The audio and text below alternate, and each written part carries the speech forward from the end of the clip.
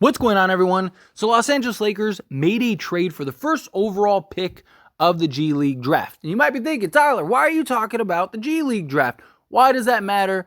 Yes, it's the Lakers G League, but we're focused on the actual NBA season right now because I do think that this is a move that could impact the future of the Lakers, right? So, first overall pick in the G League draft coming to South Bay. The South Bay Lakers have traded the draft rights to Tifo Leonard Jr., a 2024 first-round pick, and a 2024 second-round pick for the draft rights to Jack White. So the Lakers have officially signed that's Jack Black. Jack White. That's the center for the White Stripes. Jack White. Here we go. Now we got the correct Jack White. So here you go. You got a 6'7", 225-pound forward that many believed should have been drafted in 2022. Now, he did go undrafted. Since then, he's played for the Australia team because that's where he's from, and he's also played for the Denver Nuggets. This is a guy that is older, right? He's 26 years old. Lakers love those kind of guys, love those type of players. 6'7", as far as height and size go. This is a guy that many people think is very comparable to another Laker that is currently on the team in a Austin Reaves. He is just a high IQ, does do everything type of forward. Now, he's a guy that can shoot the basketball. He's a guy that can, make plays for others, get after it, right? He could end up being, in many people's eyes, the Austin Reaves 2.0. And there is a lot of just thoughts of like, hey, this guy will be on the Lakers roster next season.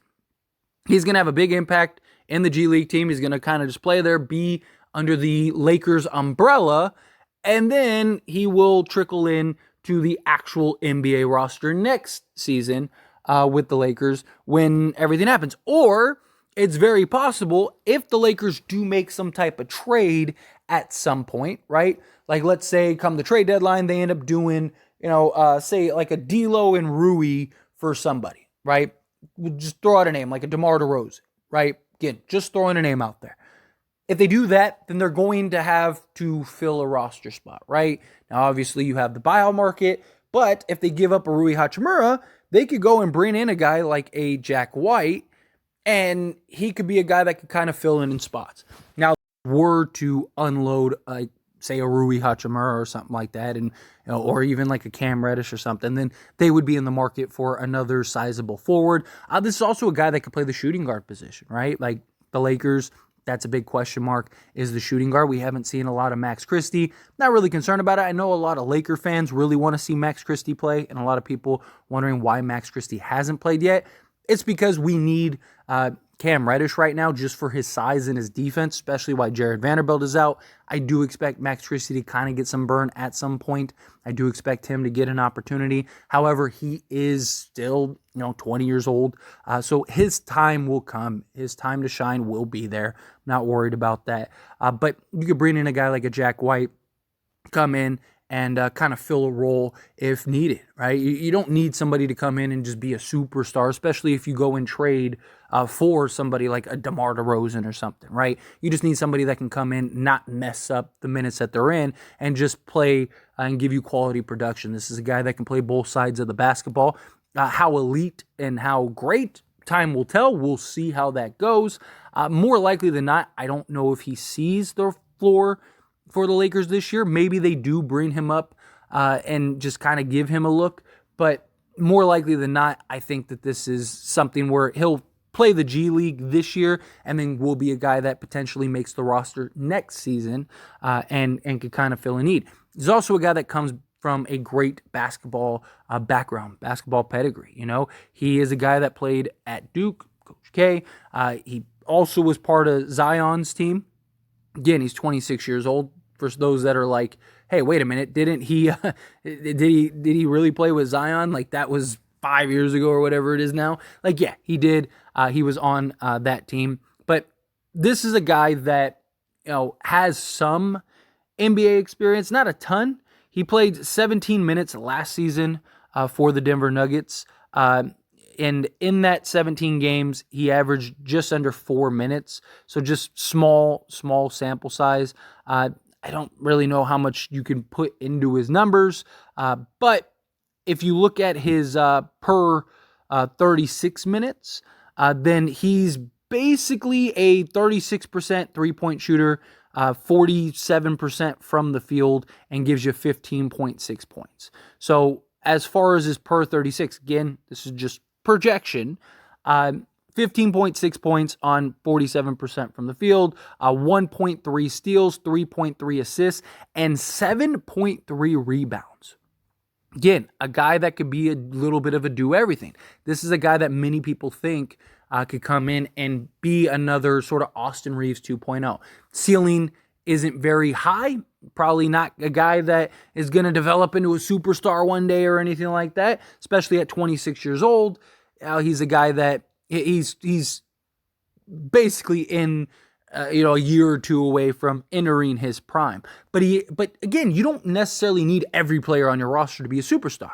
Sometimes you just need a guy to come in and just give you quality minutes on the floor. Play some good defense, sacrifice your body, do the dirty work, make the hustle plays, hit the open shot, have some good versatility.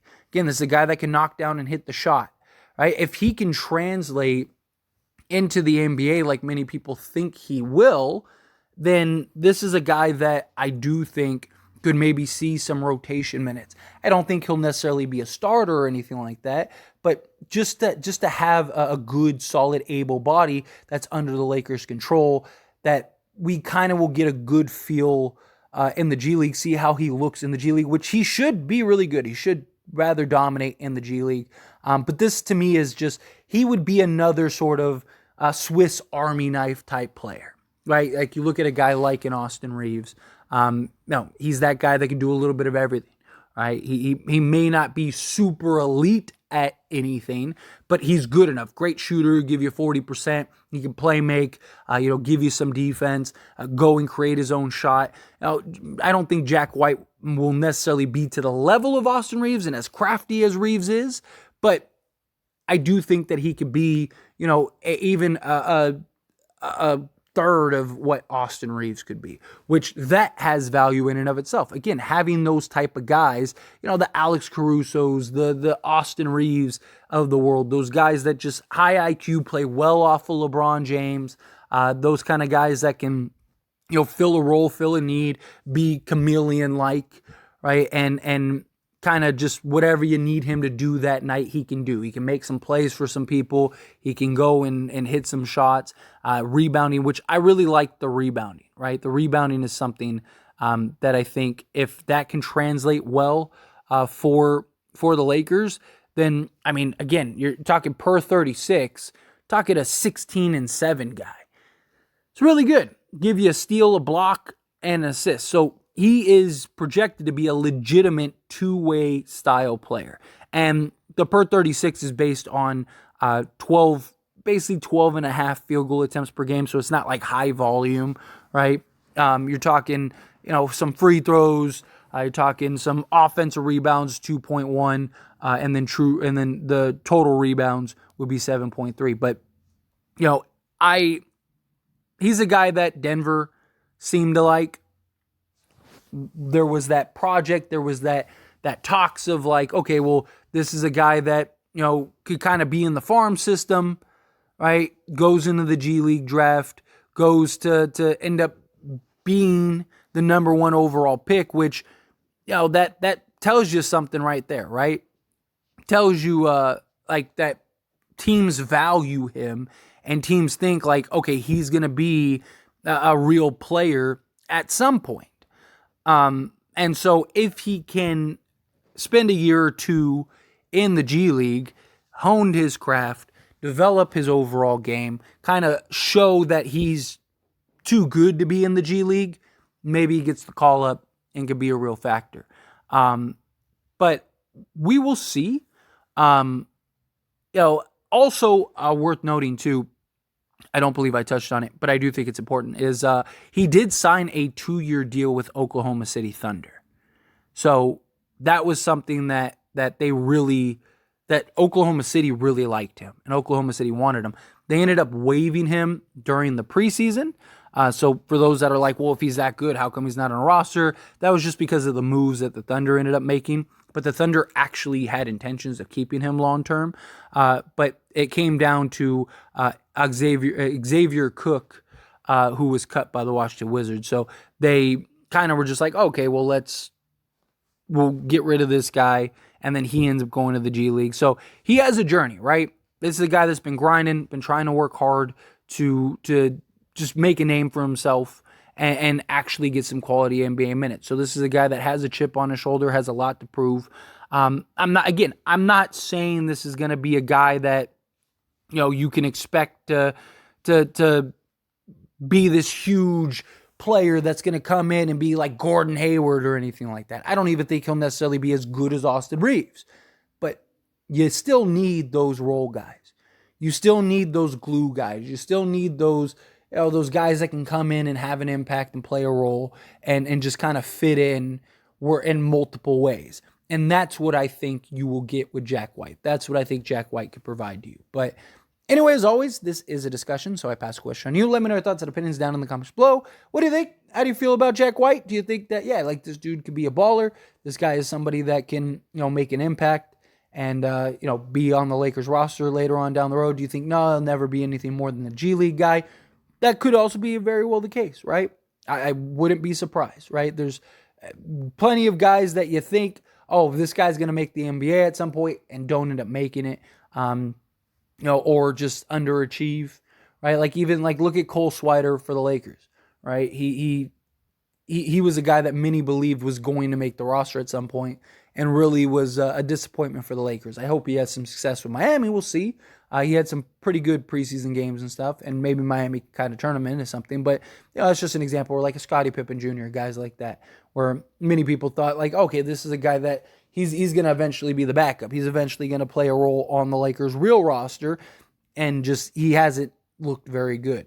So, Jack White, we'll see. Time will tell. But again, let me know your thoughts and opinions down in the comments. That being said, if you haven't liked the video, hit that like button. Helps me out a lot. Lets me know you enjoy these types of videos, and I truly appreciate it. If you're not subscribed to the channel, hit that subscribe button. Turn on the bell notifications. Stay up to date with all things Lakers throughout the course of the season. I'll see you all in the next